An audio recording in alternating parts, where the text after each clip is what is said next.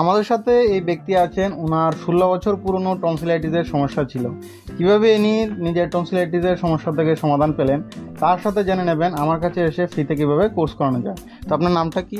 আমার নাম বিশ্বজিৎ দেববর্মা। কী কাজ করেন এমনিতে? স্যার আমি তো এমনি রেলে হকারি করি। আচ্ছা আচ্ছা, এই যে টনসিলের সমস্যা এটা কত বছর ধরে?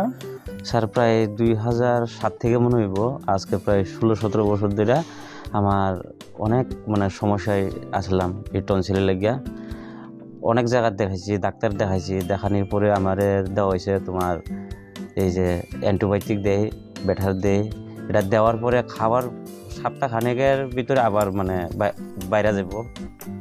যতদিন ওষুধ খাওয়া যায় ততদিন একটু কম, তারপর আবার যেই সেই।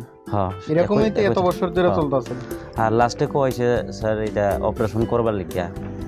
কিন্তু যখন আপনার ভিডিওটা দেখছি ফেসবুকে পাইছি, তারপরে আপনার লগে কন্ট্যাক্ট করলাম, কন্ট্যাক্ট করে আইছি এখানে।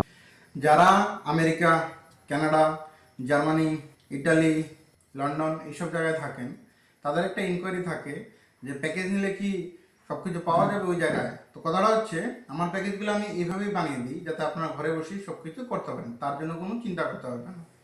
আপনি যে রাজ্যেই থাকুন বা যে দেশেই থাকুন সব কিছু নিজের ঘরে বসেই করতে পারবেন, সেটা তার কোনো অসুবিধা হবে না। আর যাদের অ্যাপয়েন্টমেন্ট লাগে তারা শুধু হোয়াটসঅ্যাপ করবেন, যে নাম্বার দেওয়া থাকে।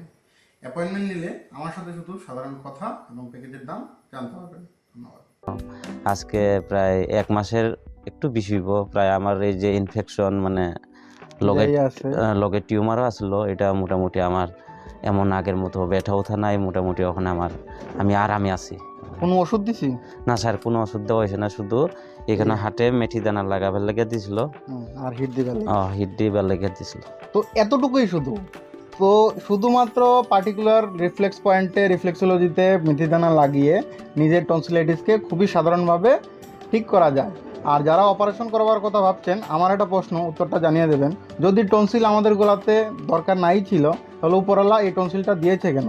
আর অপারেশন যদি করিয়ে নিই, তো অপারেশন করার পরে আমরা ভালোভাবে বাঁচবো এবং শরীরে কোনো প্রকার অ্যাডভার্স এফেক্ট হবে না, এর কি কোনো প্রমাণ আছে?